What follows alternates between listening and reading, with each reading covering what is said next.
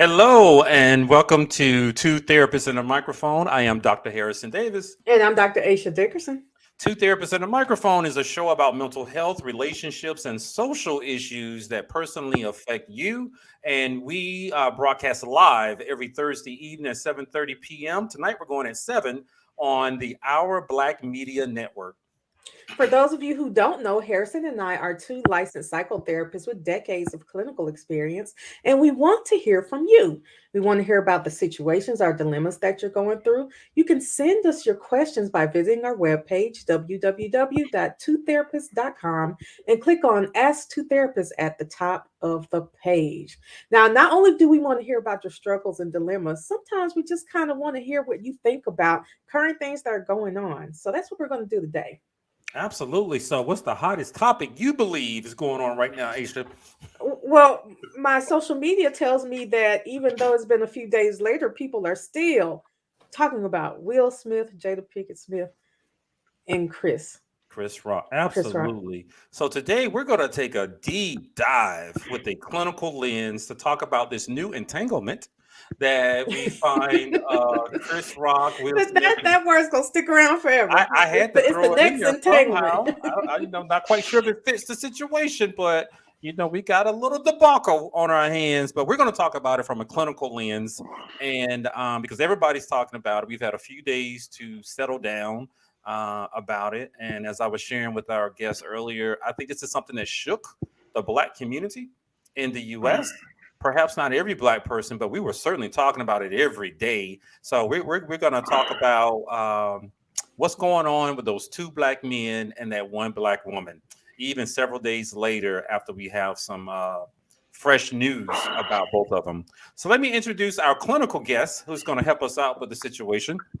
The first guest is Daryl Brooks. He is a licensed professional counselor who led and developed How to Counsel the Black Family. He has trained for 7 years in working with individuals that were charged with DUI and several core agencies throughout Georgia. Currently, he serves as the president of the Licensed Professional Counselor Association of Georgia, their first African-American in a 30-year history. Daryl is an interactive, solution-focused therapist. He uses complementary methodologies and techniques to offer a highly personalized approach tailored to each client. Daryl Brooks, how are you, sir? I'm doing good. Let me fix that up a little bit. It was 2016, 2018 when I did it, because that's when the year that we were able to, where I lobbied with another person for us to be able to have the right to diagnose here in Atlanta. I remember that. Yeah, so I just moved here. Yeah, so I was part of that champion bill that we went through state senate, and I helped with the state congressional Black caucus there. They helped us champion the bill, so we got it passed. So we was able to diagnose, because as you know, if we can't diagnose, there was no way that we could be on any insurance panels and also do private practice, because we was doing diagnostic impressions. So that was a change that I helped out, and that led me to become the president during that time frame for 2016 to 2018. So I had to change that. Now I'm not currently the president. I am president of the foundation for the Licensed Professional Counsel Association of Georgia, but not as the actual president interim for the organization. Gotcha. But thank you, Black man. I appreciate everything you did. Anytime, man. That's what we do. And I'm going to introduce our other guest, Aisha Grevenberg, MSW LCSW. She's a dynamic mental health professional. She has over 20 years of distinguished professional service to undervalued populations, particularly women and people of color. Ms. Grevenberg has advanced clinical practice expertise in trauma, relationships, codependency, addiction, and mood disorders. Through rigorous scholarship and extensive experience, Ms. Grevenberg has crafted her own therapeutic philosophy. Each person has within everything needed to live an inspired life. My apologies. Ms. Grevenberg currently practices in Las Vegas, Nevada. She is working on the self-help book for women to improve their lives by identifying and repairing their negative thinking patterns. Welcome. Thank you. Thank you so much. So, in case anyone does not remember, break In it case you down. don't remember, check Facebook. I'm not. Yeah. You can Google it, but I'm not gonna show the video or anything. But basically, during the Oscar ceremony Sunday night, Chris Rock was up there to present the nominees for Best Documentary. I Yes. believe that he cracked a joke or two up there. He made a joke about Jada Pinkett Smith and going to appear in the next G.I. Jane 2. Demi Moore appeared in the first G.I. Jane. He had short hair, just like all the other military people. And apparently Will did not like that because he walked on stage calmly and slapped the mess out of Chris Rock. Well, let me pause there. Please. Because I think Will Smith did like it. I saw him laugh. He laughed the first time, but when Yeah. he saw that Jada looked at him, then he started stepping up. And if he wasn't going up there calmly neither. He was kind of coming up there. You know? He kind of had a little swag to He him. was did. stepping Swag. He had pretty the quick. You know, swag. that little George Jefferson walk, that's what he had. He came up there walking like that. You know, he's ready, high stepping, ready to do something. So But there's more to it. So he walked up there, slapped Chris Rock in front of the world. Chris Rock was stunned. I thought it was staged initially. I'm gonna ask about that. Okay. So Will Smith went back to his seat. Let me just speed up. Will Smith went back to his seat and yelled, Chris Rock's like, what in the world? Keep my wife's name out your MF mouth. And I did not even hear it the first time. He said it twice. So but Chris Rock actually composed himself after a few moments and continued with the show. And now we learned that during a commercial break, Denzel Washington, Tyler Perry went up to console and talked to Will Smith, and I believe Bradley Cooper, talked to him for a few minutes, and then that was that. But the question I want to ask you guys first, when you first learned about it, I didn't watch the Oscars. I was getting text messages. I was getting IMs about it, after Will Smith won. And then I had to piece it all together. When you first saw the video, whether you were watching it live or you discovered it later or the next day, like Aisha, what was your first response, Daryl Brooks? Holy, that's what I said. I couldn't believe it. And it was weird because I was at work. Because I work for a hospital in the emergency room doing mental health with people who are like suicidal ideation, stuff like that, or have any type of problem. And so one of the nurses called me over and said, "Hey, did you check this out?" I said, "What are you talking about?" What's name got slapped? And I was like, "Who got slapped?" And they said, "Chris got slapped." I said, "For real? Y'all playing, man? This got to be staged." This sounds crazy. It sounds crazy. So when they showed it, and I was like, "Wait a minute," and then you can hear him mutter those words, keep my wife's name out your mouth. And it just threw me for a loop, because I was like, I deal with people who have anger problems, and this person definitely needs to be 1013 because it's it's a homicidal act. So my thought, I'm going in my brain, because you say you hitting somebody, you assaulting somebody just straight off the rip, just out of nowhere. So that was my first thing. I was like, I can't believe this, and I was like, is it staged or what? Because the way Chris reacted was like he took the hit. He did. Paused for a second, thought about it, and didn't do anything. And I kept saying, okay, there's something deeper to that, and they'll figure this out. But for me, it just put a crucial blow, because like, I'm not really I stopped watching the award ceremonies and stuff like that, because I just kept thinking it was just, it's just getting out there. But then when that happened, and then they brought the backdrop of how it was run of the all black production crew that was running the whole thing, and it ran with sisters involved as well. That's now the co-host, and who also produced it, was a sister, whoever did the producing. Also now it's like, wait a minute, then you start thinking, okay, now we just set ourselves back. So I agree with Kareem Abdul-Jabbar. Yeah, Kareem had wrote a piece on it, his statement, and I kind of agree with Kareem on certain aspects of that. But we'll talk about more about that together, because I don't want to take up time.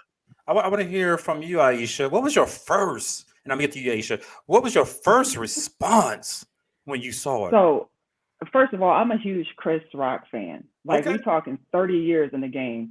I've been down with Chris Rock since he was Pookie. Y'all remember when he was Pookie? Yeah, I remember Pookie. Yeah. So I know New Jack City by heart. I grew up in Trenton, New Jersey. You put on New Jack City, I can go word for word for word. Where he was like, "They come get me, they're killing me, they're gonna kill me," and he came and got him. Yes. I love me some Chris Rock. So my girl texted me like, "Yo, did you see Will Smith smack Chris Rock?" I'm like, "Nah, it's it didn't happen." So I pulled it up and looked at it. When he slapped him, I jumped like that. Wow. I jumped. Yep. And I'm a survivor of domestic violence. And when that triggered me, Mm. and I was like, I can't, it just bothered me. I'm like, first of all, like, I'm protective of Chris Rock, because that's like, you know, he's my spiritual homie. I never met the dude, but he's my I spiritual got homie. you. And I just couldn't sleep. I couldn't sleep. I'm like, really? And so I got my TikTok. You know, I like to put my TikTok together. And I just said what I had to say. And then it's like 500,000 views later, 1 million views later, 1.4 views later, and just the shock. Like, I was so triggered. I was shaking. Yeah. I couldn't sleep. And the physical reaction that I had to it, I couldn't believe it, but it took me right back. It took me in an instant to a right personal back. incident. Thank you. Right. What about you, Aisha? Because I saw you post on social media, your personal page, the next morning. I was like, she slept through that? But go ahead. What was your first response, Aisha? I slept hard. So I had my 12-year-old with me when I was watching it. And when it first went down, we couldn't hear what was said. I mean, later on, I watched the video. It's all the American version. Right. And I was thinking, you know, Xfinity always messing up something. Let me rewind and see what happened. But it just didn't work. Later on, I found out on Facebook, because, you know, I'm scrolling while I'm watching. People are like, that's what Chris Rock gets and all that. And I'm like, whoa, was it real? After I look on the internet, I am then like appalled, because, you know, we've all seen the Will and Jada show. But it's just always something going on, always some kind of drama. Some drama. Right. And not just appalled by Will Smith, but like, where is security? Yes. Yeah. Where was Like, security? nobody And why was he allowed to stay there? Just walk to up and receive his award, and people gave him a standing ovation. Now, let me put this out there. I like Will Smith. I think the brother's cool. He's one of those nice brothers out there. He's a little corny and silly, but that's all right. We need that diversity, you know, with the images of black men that are out there. Not everybody's a thug, but I was thrown back. I gasped when I saw the video. It was after he won for best performing. King Richard, yeah. King Richard. Some people were texting me, and I had to pull it up. I saw the Chinese version of it, because they were talking a different language. And I could hear. I gasped right here on this couch behind me. I gasped, like, oh no, this is a joke. No. Oh, brother looks mad. He had steam coming out here. I'm like, oh my, look at Chris. Notice how disrespectful that whole open hand slap. You know, not a punch. So we're gonna talk about that. So, you know, it was disappointing for me to see a brother like Will Smith reduce himself to a street thug, doing what I hear these guys doing on news, you know, in Atlanta, shooting each other over a fight, over an argument, over a girl, something somebody said over the social media, and they pull out guns and they pull out knives and somebody's dead, you know. Yeah. And that's what it reminded me of. And Will Smith, surely something is wrong. We don't know Will Smith. None of us, I believe, have never talked to him. But I want us to talk about Will first, okay, from a clinical perspective. Yeah, but because let me say, and going into this, talking about it from a clinical perspective, the first thing that I saw was so many people backing him up and justifying him slapping Jada. So let's start with you, Aisha. From a clinical standpoint, what are you thinking is going through Will's mind when he walks up there after laughing, and then he gets up and he walks up and he slaps Chris? I just want to know if I can be comfortable. You know, I never met y'all before. I need to know I can go ahead and be comfortable and say the thing. Okay. This is someone that has a mindset of an abuser. And this is what I said on my page. Because if you give yourself permission to harm someone for saying something that was not a threat to you, was not in your personal space, didn't charge at you, there was no provocation whatsoever. And for you to get up, and he sauntered up there. He sauntered up, and at any moment, he could have stopped, and he did not. And he got up there, and he looked him in his face, and he smacked him. And so you have to think that he gave himself permission to do what he did. In his mind, if you say something I don't like, then I can put my hands on you. It's that simple. That part. And so that approach is deeply, deeply problematic. And so I caution us from saying that everything is mental health. Everybody want to say he need a therapist. Look, I don't have nothing to do with a lot of this. Like, leave us out of it. You understand what I'm saying? Like, oh, he need a therapist. He need a therapist. Maybe he need Jesus. I don't know. Jesus and a therapist. Is that mental health? If someone says in their mind, yeah, I'm gonna knock you out. You said something I don't like. That's behavior. So that's privilege. That's entitlement. That's male privilege. That's what I'm thinking, privilege.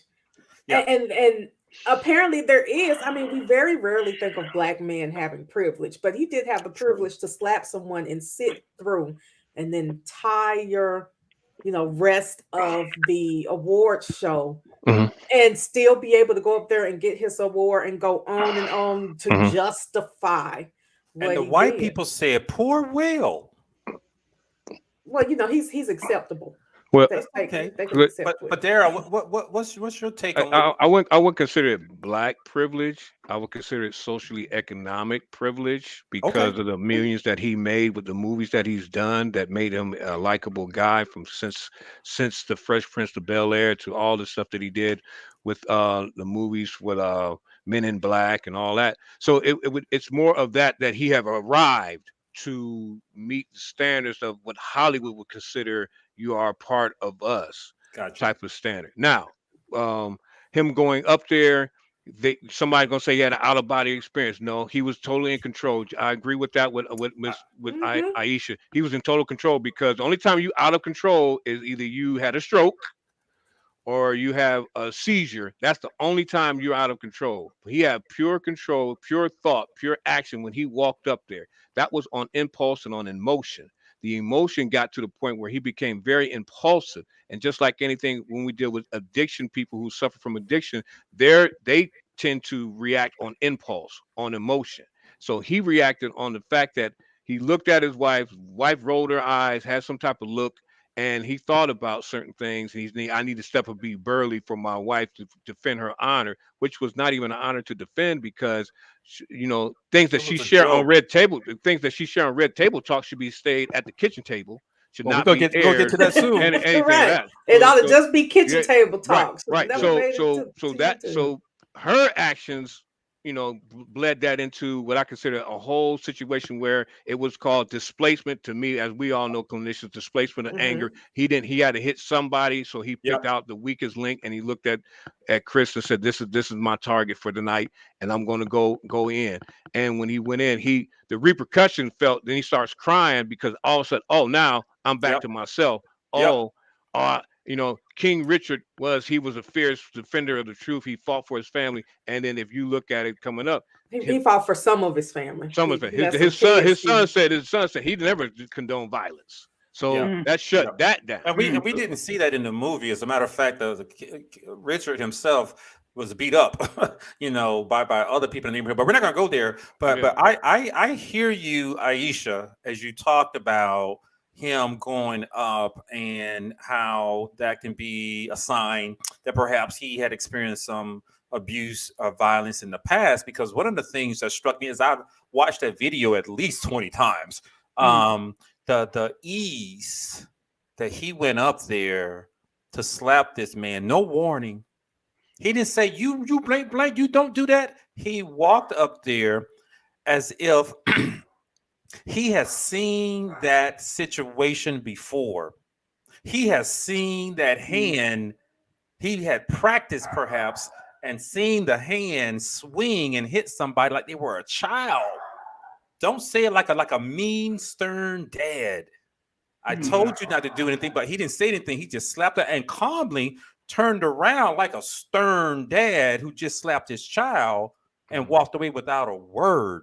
So I hear you, Aisha, as you talk about that. And of course, Daryl, he was driven by emotions to do that. It's just he had no control over it at that moment. And I'm still a little bit confused about what motivated him to take such an extreme reaction to a joke. Yeah. And as you're saying, he was the target, Daryl. Apparently, August Alsina wasn't available. Right. There we go. That's what I'm saying. Because he's still at the house. He was still at the house chilling,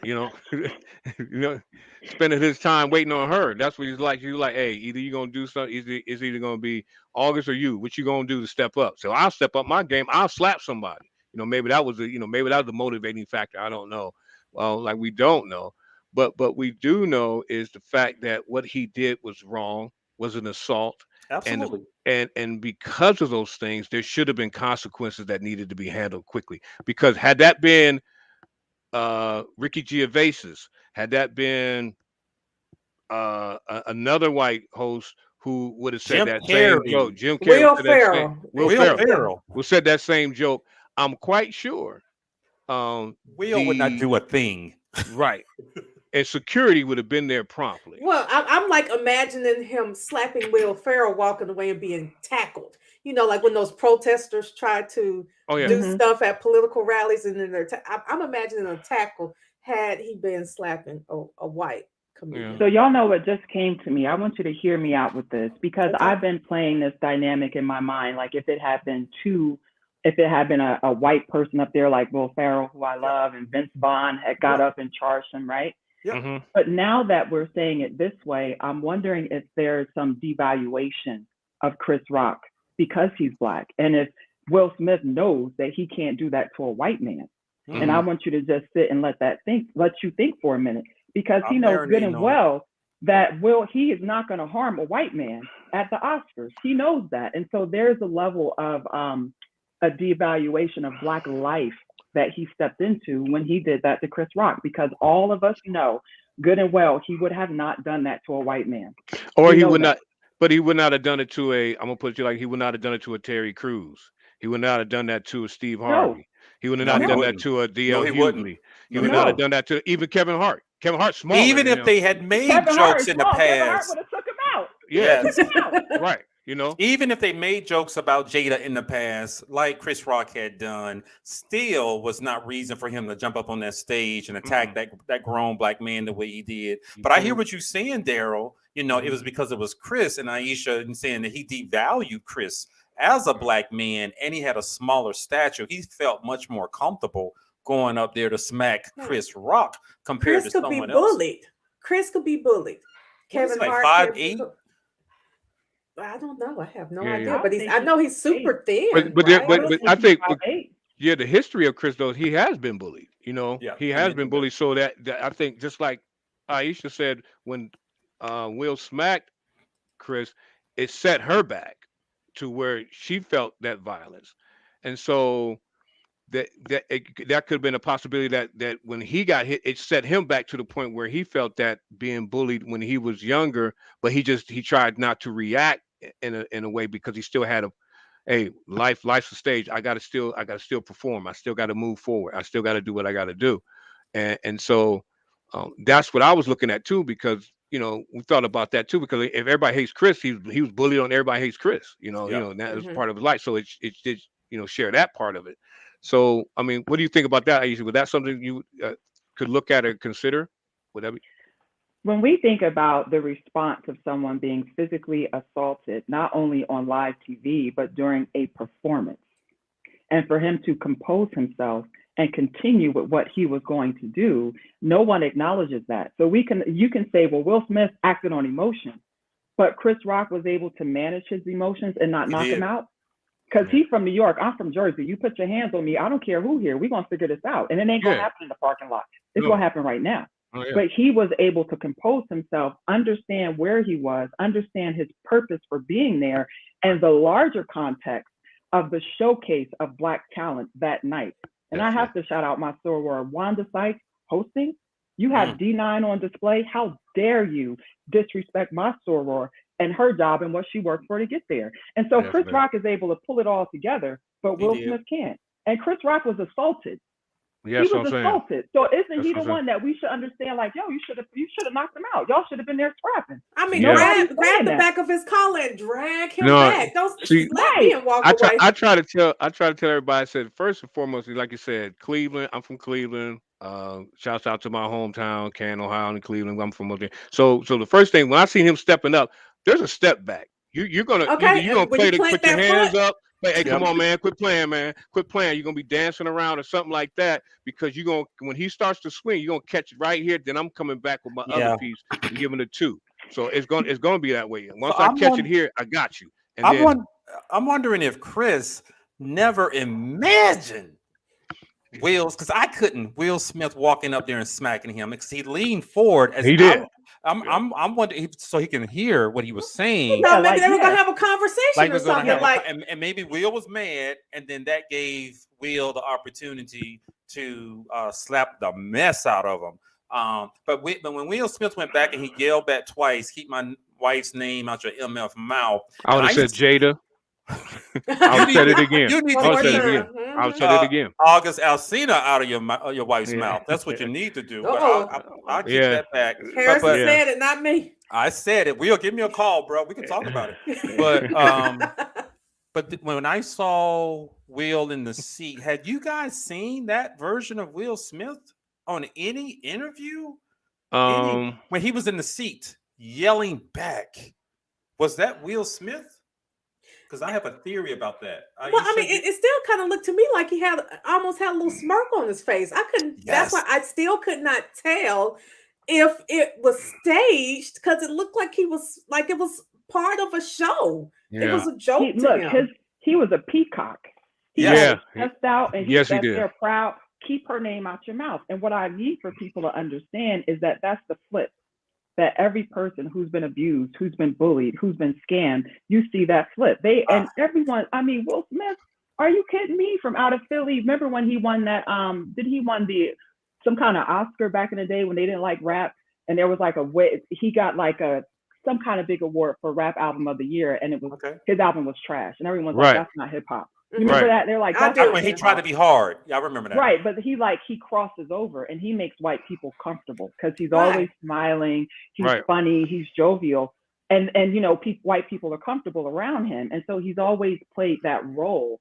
But when we saw that part of him, that's what every survivor knows, that this is who this person really is. And I have people in my comments, like, you can have someone, father comes home, yells at everybody, gets on the phone, keying with his friends, like nothing happened. It's the exact same thing. That's exactly how we all acted afterwards, like nothing happened. Yes. He was out there partying, dancing. I saw that. No remorse. He was just like, hey, I got my award. He was just had a good bottle time. popping, just partying. Yep. Like what happened? I got my award, and the rest of us were still shook. But it's funny you bring that up, Aisha, because I was wondering, the little I know about his personal life, the only way he's explained, and he published a book recently, put it out, and people talking about it. I'm wondering if he was channeling his dad. I mean, there's a possibility. There's a possibility, but also there's a part of him that he talks about how Jada idolizes Tupac so much that he could never get that same type of love from her that she gives towards Tupac. So this was something that made was in the book. I think so. Yeah, he's talked about it too. Yeah. So it's that this is gangster. I get to go up and slap somebody. That's gonna be gangster. Now she can look at me like I'm Tupac. I don't know, but we're all speculating. Yeah, we're speculating. So, but that's one of the things that I'm thinking is the fact that for him to be that brash with it and just burly walking up there, boom, and sit down and then just calmly like, yeah. What now? And see, like I said, for me, I'm an instigator. I'll just call her back again and, hey, Jada, what's up? Get your man, because I'm about to knock him out. I would have said it right in front of everybody. So we're gonna be furniture moving today, and they're gonna go in the commercial. And then when he lay down looking up at her, I said, nah, this is your man. Pick him up and get him out of here. I'll go ahead. I got my attorney on retainer. We'll take care of all this later. Right. I would not have blamed Chris for doing it, but I'm happy that he took another route, he did. With that. But I just wanted to see what you guys thought about that person sitting in that seat, because I hadn't recognized that Will Smith before. Like he had like a old school 1975 black man swagger to him when he walked back. He had a smirk when he turned around after he slapped Chris. Walked back to his seat, and I remember one time watching a video going, "Who is that?" Yeah. Do you honestly think that was the first time? You think that was the first time he did something like that? I don't know. I mean, honestly, so the very first time you have an outburst in your entire life is the biggest moment of your acting career. Give me a break. The biggest moment of your acting career, the pinnacle of success for any actor in the world, not just the United States, in the world. Any actor globally, this is the pinnacle. This is what crowns you as having made it. There is nothing above this. but Jesus himself. And you know I'm telling the truth. And so on your night where everyone is there to honor you, you choose to be a totally different person for the very first time in your life. That's not probable. Yeah, That yeah, doesn't make sense. I agree with you. I don't buy that brand. I get you. I don't buy that Okay. brand. Okay. But what I do know is that what's name was just stoic. Like, if you look at Jado, that she was just stoic, just sitting there like So ain't nothing happening. Let's party. We good. And she was just let's She sitting wasn't there. really impressed, it didn't seem, but also like she She didn't try to didn't seem stop it. shocked either. She was like, okay. Mm-mm. She like no, she She ain't trying ain't to grab top her us. man and like, Hey, down. chill, stop. I was Yeah, about none to of that. ask that. Let's talk Yeah, about Jada right now Hey, it's for okay. It's a few okay. minutes, you Yeah. know, and I put this on my none of social that. media.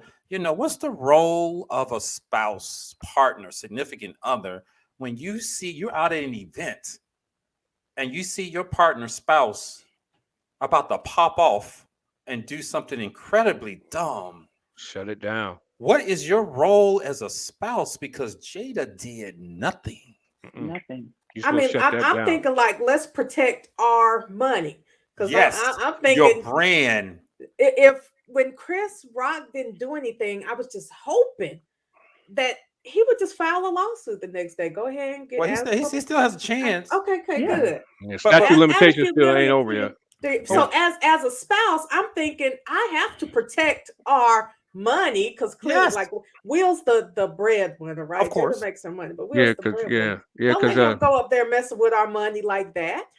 And embarrass the family after all the Yeah. embarrassment that I caused that Jada's Mhm. thinking in her head. Yeah. So Yeah. what Still about think she did Because it. the residuals from Jason Lyrics ain't gonna make that much for them what they doing living now. You know what I'm I just watched saying? episode 10 of Bel Air. It was good. Will made money off of me he watching sure did. He's everybody a good else. businessman. I think he's a good actor, but something's going on with him. But what do you believe is Jada's role in this debacle beyond Sunday night at the Oscars?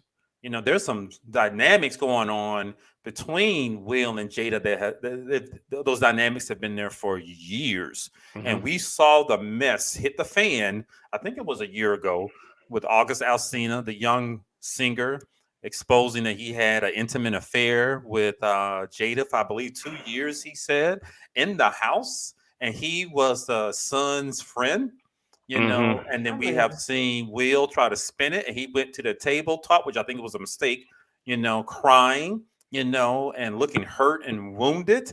But Mhm. Jada looked like she was in charge Yeah. during that time. What are your thoughts about Jada's role in Will becoming the man who we saw Sunday night? That's what I want to know. Let's start with you, Aisha, because see, when I'm thinking, Jada putting some voodoo on them or something. She's driving everybody out of their minds. I need to know what's going on. But So tell us what you think. first, last week, a little over a week ago, she went on, I believe it was Instagram, and said she doesn't care what anyone says about her hair, that she's fully embraced it. She feels like it's gorgeous. She's Oh, okay. excited about it. She talked about Okay. how she didn't like the wigs and all that because that wasn't her, and Okay. that this look really fit her face. So she She said actually that looks good. publicly. Mhm. She does look good because Yep. of her. She just looks good, right? Yep. But she said that publicly and verbally. I don't care what anyone says about my hair. I like it. I embrace it. That's what she said. So that's number one. And number two, if you see your friend, let alone your partner, about to do something crazy, you're going to have to stop him. And it doesn't matter Who who it is. wouldn't? If it's my best friend and I see her bubbling up, you know when somebody you care about is Right. bubbling up. You know when Yep. it's Yep. starting to build. You come on, Yep. baby, come on, calm down. I'm Not usually here. the friend that's having to be Not calmed down, but yeah, I Right. get it. You and your friends know you. They know when you Right. when you get that look like, oh, word, that's what we doing, because it's always that indication, right? Mhm. She didn't do anything, and then she was kikiing when he walked back, and she didn't look at him like, if you don't sit your, you know what I mean? How you have like you got to get right. She didn't do any of that. Nope. And at what point? And I don't want to make her as a woman responsible for his behavior. Right. I'm saying her responsibility, even as his friend, was Mhm. gone, and it Mhm. wasn't there. As It a wasn't there. partner. Yeah. It wasn't there. What about you, Daryl? She's slowly chipping away. She was chipping away ever since the first time they got together, where the episode about his wife. She recognized how he was still going through the separation with his first wife, and then she stepped into the game. She I admitted that on remember her. that. She remembered that on Red Table Talks about that, how she should have allowed them to finish up what they were doing before she stepped in.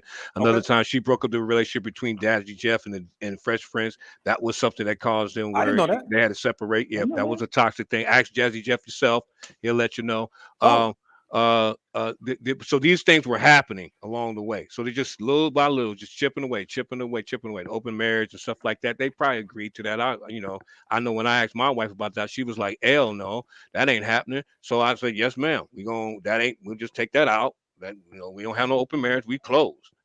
So these were conversations that probably was going on, and it just lingered to the point where, as you can see, they wrote their book, the Red Table. Like I said, that Red Table Talk stuff started revealing a lot of stuff that normally we won't reveal. But when I had talked to my wife about it, and we sat down and had a good conversation, and she said the first thing I said, if I seen, she said, because if it's something about like some her and they say something about that to my wife, she said, Daryl, you know what you need to do, pull him to the side when y'all go backstage and holler at him and set yep. that up like that After the way. show, Shut it down or he shut it could have down. slapped him after the show. Hey, A yeah, commercial break. yeah, Something. yeah. And she would, then she said, the issue is how relevant is that affecting us truthfully? And that's what my wife said. Does that really affect me truthfully? Was I in tears? Did I Mm. walk off the stage? Did I leave? No. Yeah. We're gonna sit right here, Yeah. handle this business, get this award, and then move on, and then pull him to the side and talk to him then. Because it wasn't really like a slap talk then, but if he said something real critical, like start talking about my family, my dad, and my brother. Now there's furniture moving. Yeah. Yes. But at that time frame, it wasn't really something about it because Yeah. if you look at it, he didn't write that joke. The joke was written by I forgot the white lady that's on one of the hosts. It was a Was white it Amy Schumer? Was it Amy her? Schumer. Amy Schumer wrote the joke. Really? But Right. was it a joke or was it a reference to a Marine who's a feminist who was bald? Like, what are we Yeah. talking So that's what I'm about? saying. So What, that yeah, you're right. what are we talking about? We're talking about him saying you're going to be the next G.I. Jane. How is that problematic? That's How what is I'm that saying. problematic? And Me I too. was so confused by what was offensive about that because I mean, people are acting like everybody knew that Jada had alopecia. I had no idea until And it somebody else didn't posted matter. it on It didn't matter. Facebook. It's a joke. It So, doesn't matter. Yeah, Aisha said it right off the rip. She said she was the one that said that she embraced her baldness. right. So I didn't know she said she was okay with it. And it was, I mean, I'm assuming everybody thought it was funny. The audience laughed, Will laughed. But then he got up. So So go ahead.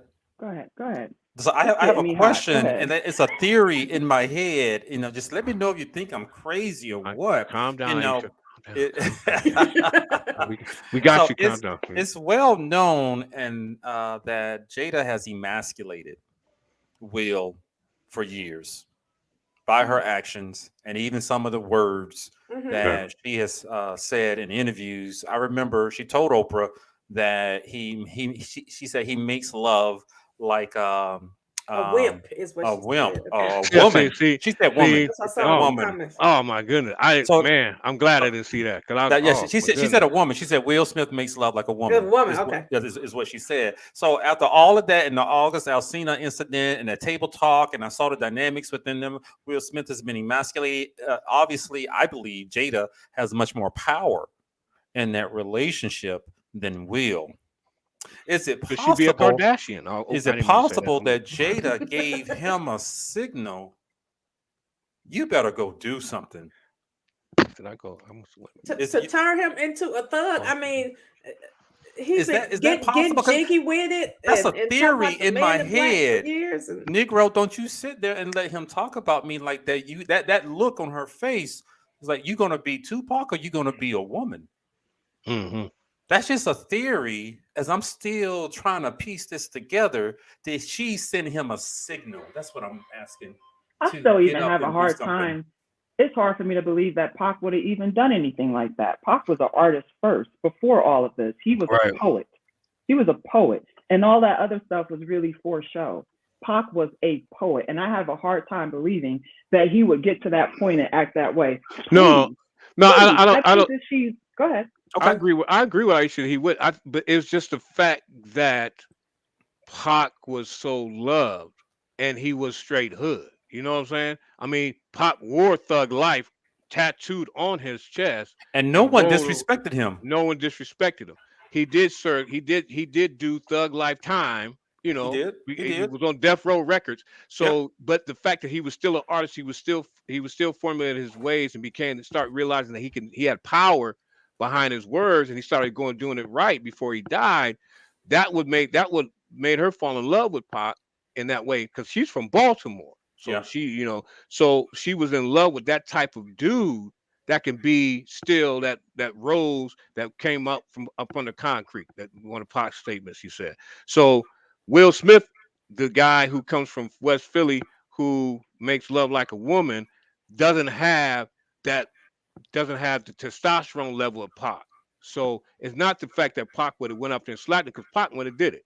Okay. But it's just the fact that Pac was that man's man. You know what I'm saying? Was that dude, or that, or that brother. And since we don't use the N word on shows, so I say that brother that that you say, this is my brother. So because of that, that's why Will was more or less feeling like he needed to be burly, do something that may seem like Pac may have done. We know Pac probably wouldn't have did it, but that just made him feel more burly. But like you're saying, it also could be from the history of being, the domestic violence that he witnessed or been a part of, and stuff like that at his home. So that's where he made it rationalize that that's normal behavior for a burly person to go up and slap somebody. Yeah. That shows his misunderstanding of masculinity. Right. That shows that he has no concept of what masculinity is, because a boss would just sit there and give you a look. Yeah. And they get you later. Like, you're watching your back. Catch you slipping. I'm gonna catch you slipping. They can even be smiling. And you're gonna need to be escorted to your car. You know it. And that is the problem. Masculinity isn't behavior as much as it is this confidence, this inner sense of authority that everyone recognizes when you walk into a room that he doesn't have. So and you can smack whoever you want. But when Jay-Z walks into a room, he moves with that knowing. And he said, I'm Jay-Z anywhere I go. And he walks in there with that knowing. And he didn't have to have $1 billion to move with that kind of knowing. He always had that. He always had it. And you can't get that through putting your hands on someone. That's something that it exudes. Everybody recognizes it. Animals recognize it. You know how somebody tell your dog to be quiet, you do it 1,000,000 times, the dog don't do nothing, and then someone coming there with bass, the dog just sit down like this right here, because it recognizes authority. He does not have that. He doesn't have it, and other men do, and I'm sure it bothers him. So do you believe that Will Smith was trying to hold on or grab some small piece of masculinity within him? I think that I don't know a lot about him or her. I try to avoid them as much as possible. I feel like they emotionally vomit, and it's inappropriate and it's annoying. But based on him growing up witnessing domestic violence, it sounds like he truly is confused about what power is versus force. Sounds like he doesn't understand those two dynamics. Gotcha. And understanding healthy leadership. True. Healthy leadership. What does that then look like? His own family. He has no concept of that. And then he has a partner that has no boundaries. There are no boundaries. I don't care how popular you are. There are certain things that you don't share. Do we know anything about Jay-Z and Beyonce? No, we don't need to. We love them. We don't need that elevator video. And that was a sister. Did they say anything about it? Nope. And the song, she mentioned something in the song about all that money in the elevator. That's the only thing we ever heard. That's the only thing she said, and she was a boss. I was like, okay. She didn't sit down at a red table. I'm not even a big fan, but I respect how she handled her privacy. So, Daryl, do you think Will Smith is fragile these days? Yeah, he's unraveling. Yeah. And the reason why he's unraveling is the fact that it's so much that's going on that when you get to a certain level, and not, like I said, you get to a certain level, especially in Hollywood, there's a lot of things that happen and people start to unravel. I mean, if we look at none of us would have thought about Bill Cosby the way we thought about Bill Cosby couple years ago. You know what's going on with him. We thought he was just that way, but he began to unravel when he tried to do certain things that you try to appeal to a certain level. And that's just me doing the what we call the Hollywood concept of how that it takes your soul. Once you start off thinking that you're going one way, but once you get up in there and you become part of the club, you begin to realize that this is what you're really not working for, and that's just certain things.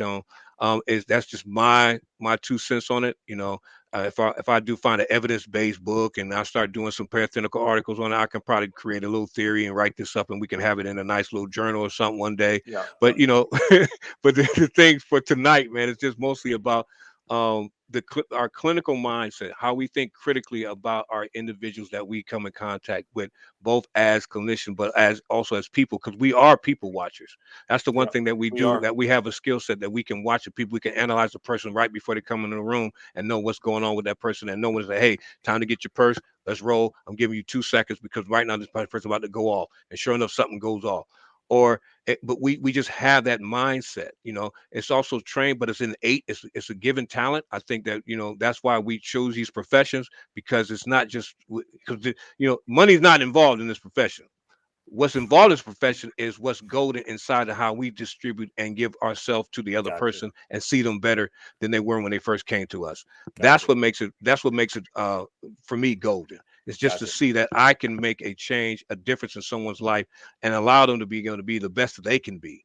And I think that's what we're here for. And Yeah. so even with Will, even with Jada, even with Chris, our goal here was to say these are certain things that we can see that traits are, and that how we bring those back to the people that we deal with on a daily basis and share with them. Hey, even though they did these traits, we're going to give you tools. We're going to give you ways to how to control your anger, how to walk like a boss, how to understand that when situations like these happen, that's not, we have to look beyond just that first instinct, but understand what's the hidden message behind that.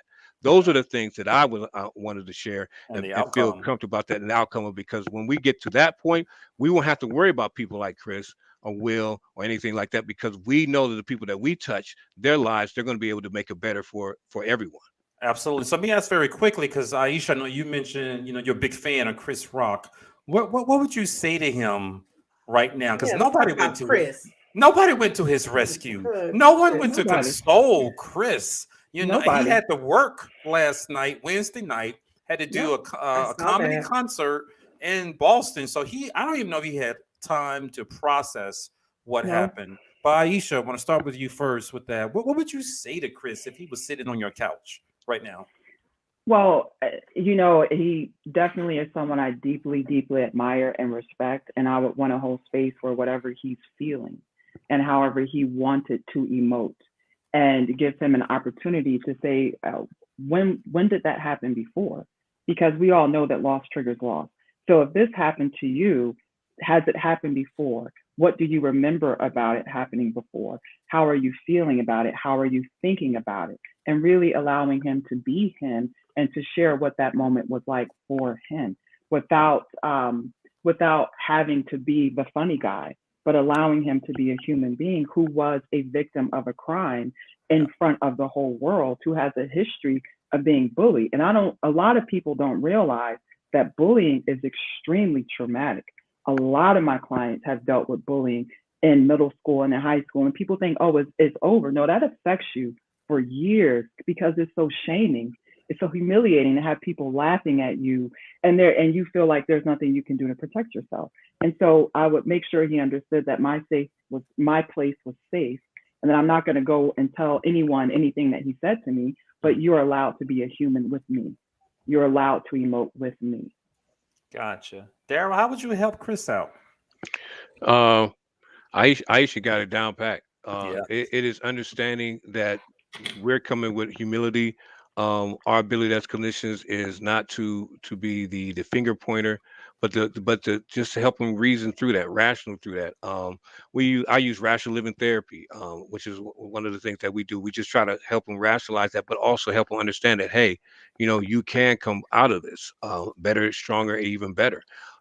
And it's not even about the self-defense techniques or anything like that, but it's more about just understanding that we live in a world where people are now just being bold at doing stuff. Think about it. Who thought about people fighting on airplanes? When you're you're going to your Happens all the destination time. and someone's arguing and literally throwing blows on an airplane. We never. Who thought they bold enough now to call out and shoot and kill somebody going jogging? Minding his own business. They chase him down and kill him. So we're dealing with in an era where it's no longer hidden.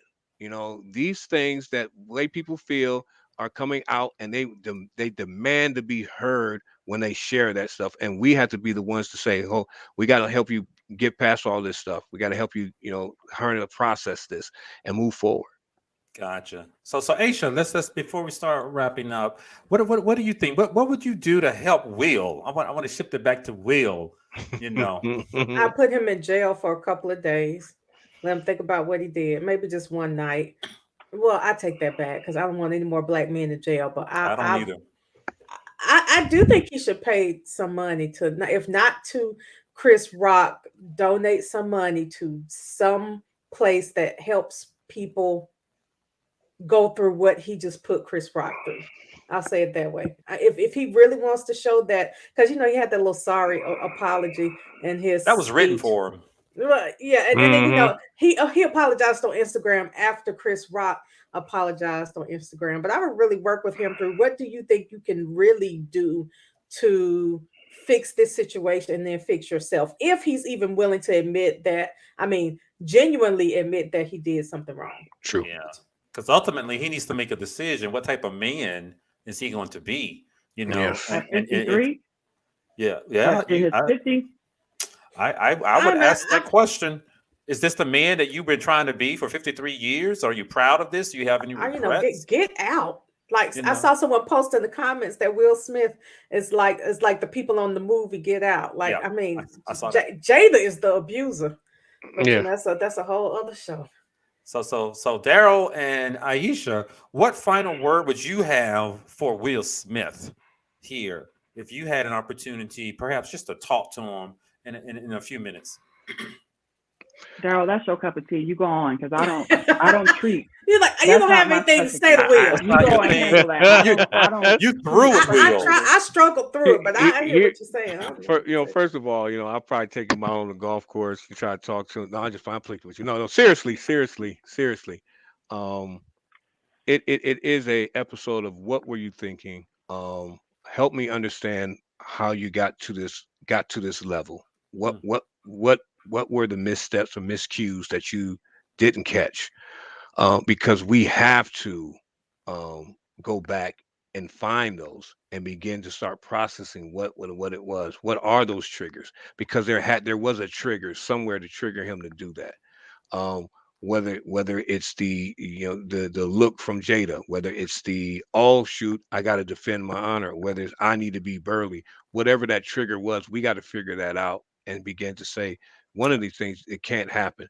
Now, the thing that Denzel said, okay, once you get to a certain level, the devil's going to do this stuff like that. Now, that's a okay statement, but the problem was that he was talking to a devilish person. I was going to ask that was Chris the devil? That's was the devil in Will? Is Jada the devil? Or perhaps it was Jada. It was a devilish act. So we shut that down. I hear you. So you can't use those terms and make it seem like, poor Will. No, the fact of the matter is that this thing's been going on. He's been chipped away. I agree. And like if I say myself, if a woman tells another woman on national television that I make love like a woman, we definitely have a problem somewhere where I'm either going to be out of that relationship because there's too many other single women out in Hollywood that might not think of me that way. I would roll because it's just but you want to stay in that. There's a need. There's a codependency for that. So somewhat he's codependent on something that she's doing to let him just stay in that. So that's what I would look at. So there's got to be some factors in that. Gotcha. So very quickly, Aisha, any final thoughts before we wrap up? Yes. So because he's a perpetrator of violence, individual therapy is not appropriate. he needs to be held accountable first for the violent act that he committed. So no, I'm not doing therapy with you because therapy is inappropriate. It's inappropriate. You need to be held accountable. He shows no remorse for what he did. So what is therapy supposed to do? And for a millionaire to donate money, what does that mean? What does it mean for a millionaire to pay a fine? It means nothing. It means nothing. You know what's going to bother him when people cancel Will Smith, stop going to a show, stop watching that stupid Red Table Talk, and then that's going to have an impact. But nothing is going to change about his behavior because he is a 53-year-old man that has believed this and lived this type of entitlement for decades. It's not going to change. Yeah. Well, like I said, and I kind of differ a little bit because, like I said, well, that's NFL athletes. That's any athlete. Because myself, I work with student athletes, I work with collegiate athletes, and that's the same thing. They've been said yes to all their lives till they get up to a point where someone says no, and they snap. So we have to work back on that to get them to understand that these things will happen, and this is part of life. So we got to transition. So I do hear you, but we agree to disagree because there is ways to make it happen. And like I said, hold them accountable. That's true. That's the beginning, start, the phases of the process of getting that together. But there's no one totally out of the way. You can still get them. So thank you, Daryl. I even asked, did he snap or did he evolve into what we saw Sunday night? But we're going to have to end it there. Guys, I have enjoyed this conversation with you guys. Glad you came on to provide a clinical perspective on things. And I just want to remind the audience, none of us know Will, Jada, or Chris Rock, but we are clinicians and, we have some opinions and attach them to some clinical therapy philosophies that are out there. So I really enjoyed this particular show. Aisha, you want to take us out? Yes, if you are looking for us, check us out at twotherapist.com, our Facebook page. Just search for Two Therapists and a Mic. We're also on Instagram and Twitter, but you can find that on the website. And thank you for coming. Absolutely. And Daryl, where can the audience find you if they want to contact you? Check it out. They can check me out on ThriveWorks, Smyrna, Georgia. That's where I work with ThriveWorks, Smyrna, Georgia. And also, they can look at me on my YouTube channel, The Brotherhood of Mental Health. We do a couple little podcasts, video casting, and stuff like that too. All right. Aisha, where can the public find you? My Therapist Life on Instagram as well as on TikTok. All right. Well, thank you guys for joining us. We have really enjoyed it. And we will see you guys next Thursday night at 7:30 p.m. Take care. Peace.